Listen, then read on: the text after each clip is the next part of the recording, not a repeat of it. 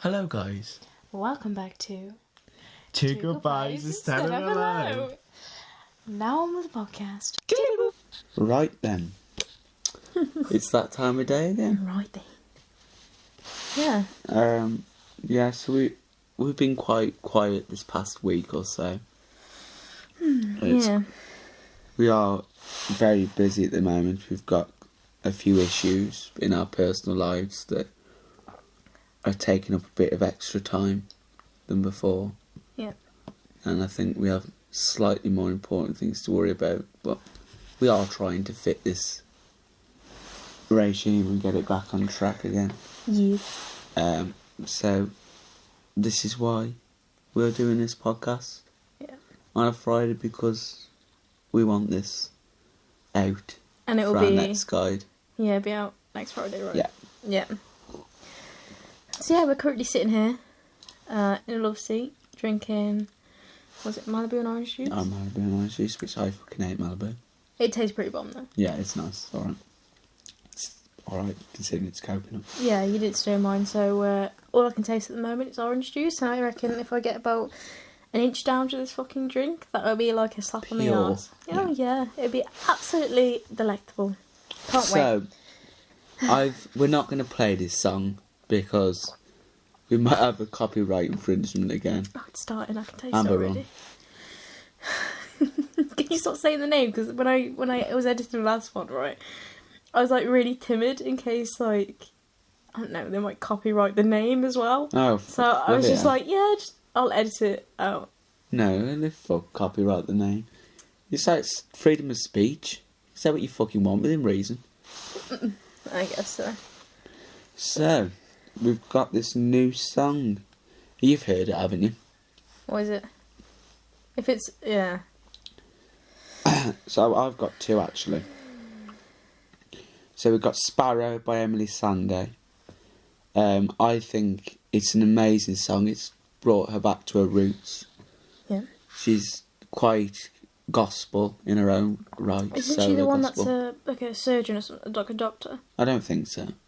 Pretty sure it is. She is. Well, her actual name is Adele. I guess you couldn't have that. Adele Emily Sandé, her name is. But I don't think she's a doctor. I'm pretty sure she's a doctor. She's an MBE. It's an MBE. She's a member of the British Embassy. Not Embassy, Empire. Okay, hold on a sec. Ooh. Yeah. Just search. I'm pretty sure she's a doctor. So she's a singer, songwriter, and musician. That's her occupations. Okay, obviously. But just search, is Amelia Sandé a doctor? Amelia? You mean Emily Sandé? She got a doctor of the university. Yeah, she got a doctorate. Yeah. For music. She achieved a intercalculated degree in neuroscience. Oh, so she's a neuro doctor? Yeah. Brain surgeon? Yeah. Oh, that's pretty. When she went to Glasgow as well. Yeah. That's where you wanted to go, wasn't it? First choice school of art. It's Birmingham. Was it? But you're thinking about going now, weren't you? No. The School of Art in Glasgow? No. No. I've heard you mention it though. I mentioned that I think we're the oldest art school in the UK. But I think that was after the School of Glasgow got burnt down we've twice. Got If You Leave, it's called Youth. Yeah, the album's called If You Leave. It's by Daughter. And it's called Youth.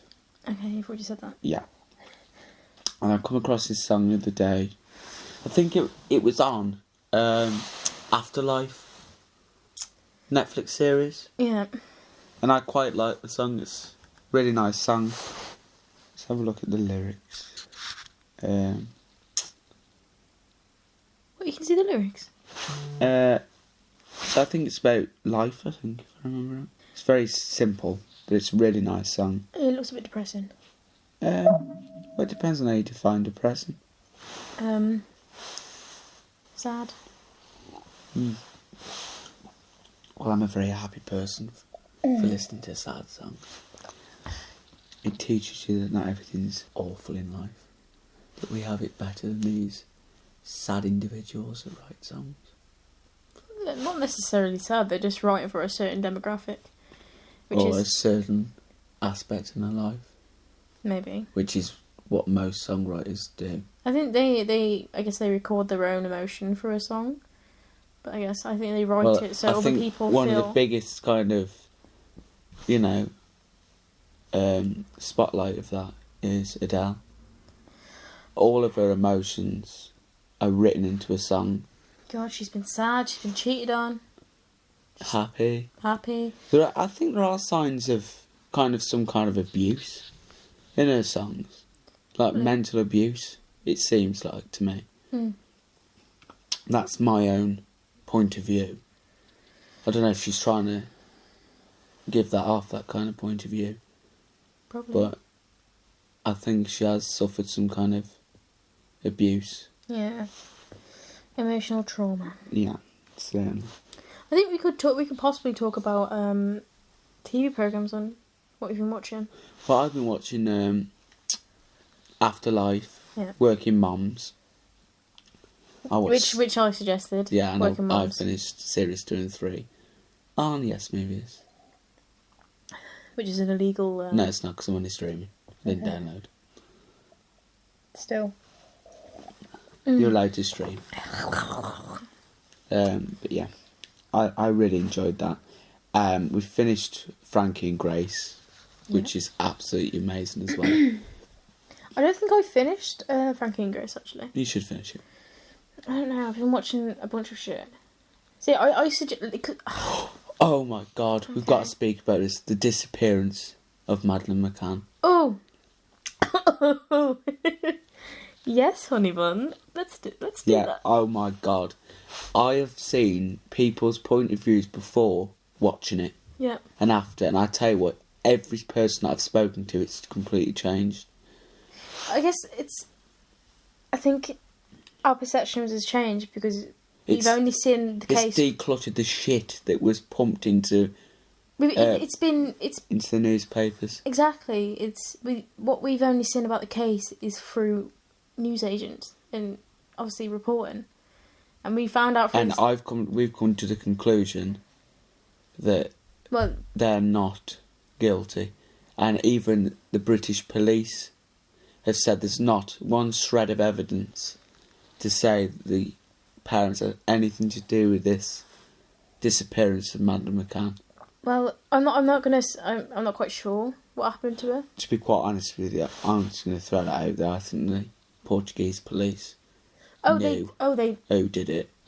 I don't know. Knew of the group that was around that area, and they wanted to pin it on a British citizen so it didn't taint their people. They pinned it on random people, though. Yeah, I know, like a Russian person. I don't know whether correlation... a British citizen, and then the McCann's family. What was his name? Yeah, they pinned it on... Robert, something his name is. Robert Murat. Yeah. Because he was a bit too involved with the case. Yeah, but he was just translating. A good deed. There's a saying, isn't it? No good deed goes unpunished. The one thing I liked about the documentary, because when you're watching it... It gives you every aspect of what could have happened. Which a general documentary should do. They should air all. But I think they were aiming towards the end to stamp out the rumours that their parents did it, because I think it is totally unfair to label somebody of doing it. I think they really did aim to stamp out the rumours that the parents did it towards the end. Yep. I think it's totally unfair to say that somebody's done horrific things when there's not one fucking shred of evidence. Yeah. Like they were labelling Jerry McCann as a paedophile. A paedophile ringleader. Yeah. They sold their child. Where was this evidence? It was just boiled up in a newspaper room and written onto a piece of paper. I think how the Portuguese police handled the case was disgusting. It was, because I think the chief of police over there, he wrote a book as well. Yeah, he wrote a book, but he also told a news reporter wrong evidence. Yeah, when they're not allowed to do that over there as well, it's against the law. They're not even allowed to air evidence on a live case. Well, it's different in the UK. They're not allowed to say about evidence, but they're allowed to give a statement of how the thing's progressing. Yeah. And I think the secrecy over there is not secret at all. Well, when it comes to that case, I think that it was so messy. Do you know another thing though? It really got me is how that police officer.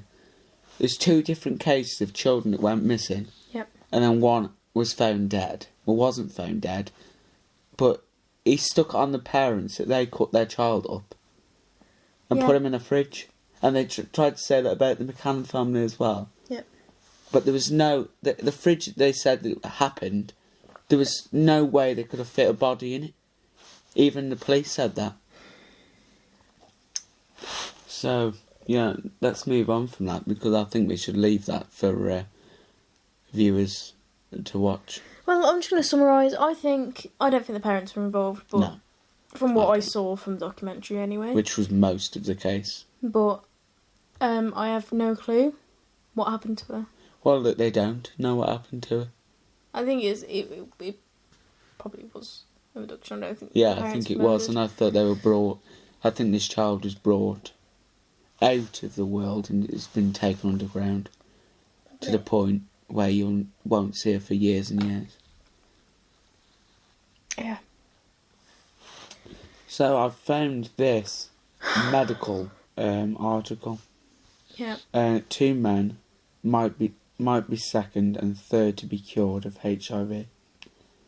Oh yeah, I saw Have you this. read it? I haven't read it, but I saw it on a news report. So they used stem cell transplant from a person that was resistant to HIV. Yeah. And I think they were given chemotherapy, if I remember reading right. Yeah, after chemotherapy, he went stem cell treatment in 2006 and has subsequently remained antiretroviral therapy for 16 months to test whether he was truly in HIV-1 remission. And he was. He was in remission. He was totally cured of HIV through stem cell replacement and a dose of chemotherapy. Just one dose? A dose of chemotherapy, yeah, because he had advanced Hodgkin's lymphoma. Did he? Yeah. Underwent stem cell treatment in 2016.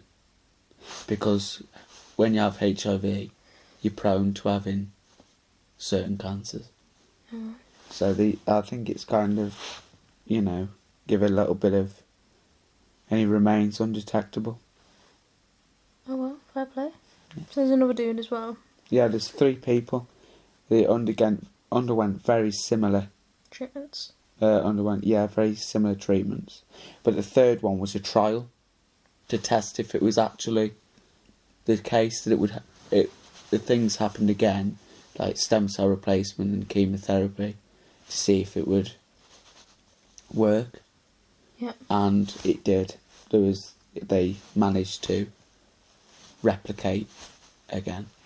So even though it's not a reliable cure, it opens up new windows of what they can do. Yeah, a possible approach to I guess progress on. Yeah, so they've got an idea of what they can do to get rid of this. Because you don't need kind of bone marrow transplant, do you, to be cured. There's other ways. So I think this is true, this next subject, because our best friend's been diagnosed with stage 4 cancer. Yeah. We cut her hair off, didn't we? Yeah. Well, you cut your hair to your I cut my shoulder, and I went joking. ball to the skin. Yeah, and I cut mine to the shoulder. And I think this is true, that when you do a good deed, it makes you feel happy and fuzzy inside. Mm-hmm. And I think this is probably the cure to someone that's sad and maybe depressed. Do something that is actually worth something. Yeah. Not worth money, but actually worth something that will give you happiness that you'll remember for the rest of your life. So, this is a mental health. Doing good does you good. I often said that it is better to give than receive, but did you know that this is actually backed up by research? We'll focus on doing good deeds when we have more spare time. Evidence shows that helping others is actually beneficial for your own mental health and well-being. It can help reduce stress, improve your emotional well-being, and even benefit your physical health. And it's like volunteering, mentoring, doing something for a good cause, and random acts of kindness.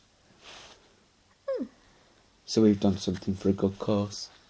We cut our hair off and we managed to raise £500 for a charity. I think whether you're doing it for a charity or just in general, I think it is. Oh, that's what I mean. It's a good deed for someone or something. Yeah. I think it's a good goal. Yeah. Potentially do because there is this thing that people say that our generation have it all thrown at us. We have nothing to look forward to. Yeah. And that is the stem of sadness and depression, because we've got nothing to look forward to. Yeah. Like, kids don't go out and play in the parks and play in mud and climb trees anymore, do they really? It's all on your screen. We can't talk because we are indulged into technology. But we did have a childhood without technology. You know, we were brought up out in our back gardens and... I was, I think... So yeah, since 2016, I think my interactions with social media and technology has been greater. I think since then it's not been the same, life-wise. Yeah, I think probably year 10 was when I was more socially up to date, if you get what I mean. I think that's when Snapchat and everything was becoming a massive thing. Because in our lifetime, we went through the phase of BBM and we lived out that phase as well, didn't we? Ping for looks. Yeah. Oh man. That's what I do miss, just social media today. I love it. It is. Yeah. It's really cool to have a platform where you can reach millions of people.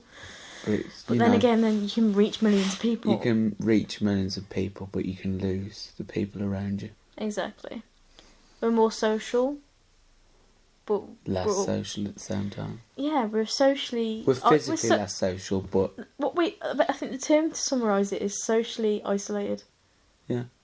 Because you're isolated in real life, but you live through the lens of social media. And I think this is why we're going to see an uppeak of dementia and Alzheimer's and all sorts in our generation, because a lot of people do isolate themselves to the point of a screen.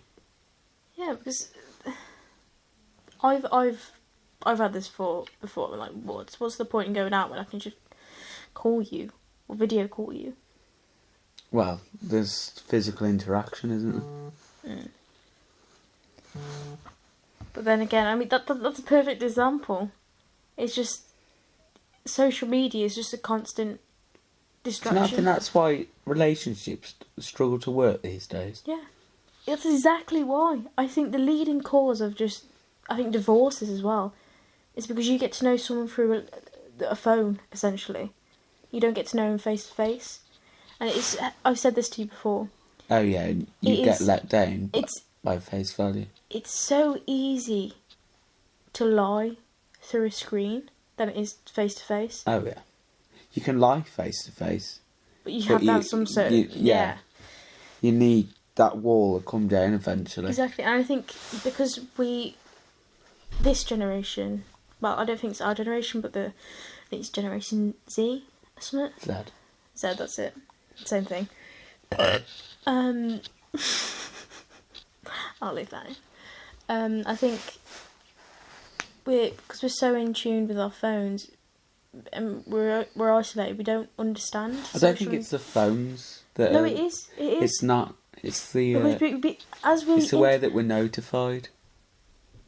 Like just then, it brings my attention from you to that phone screen. That's yeah. If it wasn't would you look at it? Well, you're not the screen light up. But I think it's all about the notification. No, I think, well... You need to have some kind of self-preservation. What's the notification from? Snapchat. Which is what? A social media platform. Exactly. Imagine having smartphones without social media. Would there be no such thing as a smartphone without social media? It'd still be smart. You can still check your blood pressure. Well, that's my watch that does that. Okay. But what I'm saying is, I think, to go back what we was originally talking about relationships, I think... Well, we're actually talking about doing a good deed. I know, I'm just going off a tangent because I'm trying to express a solid point here. And I've said this to you before now. I think because we use phones, and it's so easy to lie to someone, and someone with, like, social anxiety. So, I think everyone knows if they've got anxiety or not, though, don't they? I think it's so much easier to talk to someone, and it's a hell of a lot more intimidating to meet them. I think a lot of people are like me in that way. Oh, and we've been brought up in this world, you know, where we've seen things that have gone terribly wrong by people meeting up on Tinder. Oh, I mean... And being murdered. To go on a tangent way back, or to link into a conversation we spoke previously about, I think a perfect example is that. It's a documentary / program on Netflix called Dirty John. It's essentially where this man, he plays people, essentially. Con artist. Yeah, he's a con artist, and he used to attack, like, weak women on, I guess, Tinder and, I guess, Go Fish or whatever. Did he like, kill him? I'm not, no, not to spoil it or anything, but there's a climax to, I guess, the story, essentially. It's interesting. It makes you... I haven't watched it. It makes you reevaluate how you talk to people on social media. Because I think that documentary or that case... Well, I think a lot of people take advantage on social media. Why do you think they take advantage? Because it's easier. Yeah. They get to learn your weak points and then use that in real life. I think even though social media is good and it's progressing, I think it's not catching up quick enough with laws and privacy regulations. I think it's potentially progressing quicker than we can keep up with. The way how we adapt with it. Because I think we are becoming more and more socially isolated in a way. Well, I think it's gonna affect younger people. Exactly, when it comes to relationships. Well, my brother's 5. Yeah. And he doesn't get off his tablet. My mum has to make him come off it. I think that's the difference between his childhood and mine. Yeah. I was brought up in a garden. Same here. They're brought up on a screen. Yeah. And, you know, they're so vulnerable to these disgusting human beings. Yeah. You know, take perfect advantage, right? So I think we've got our last article today that we are going to... Mum claims being gay is a choice on Good Morning Britain. Because let me just tell you how this conversation started. So, the government in the UK has decided that LGBT will be taught, rights-wise, in schools by 2020. Is a legal requirement in the curriculum.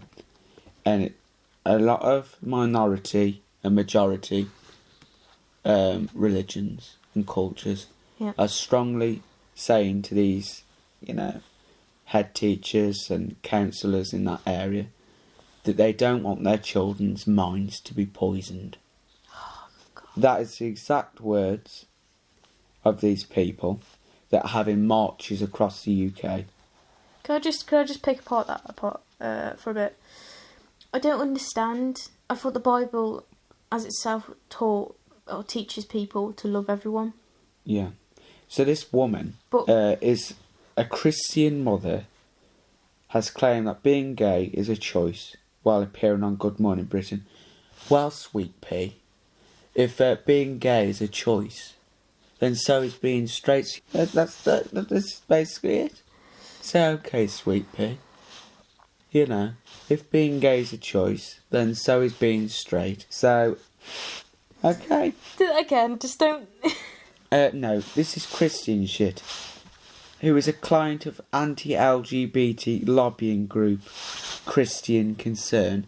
I just say, Christians do not segregate people That's totally against any fucking religion.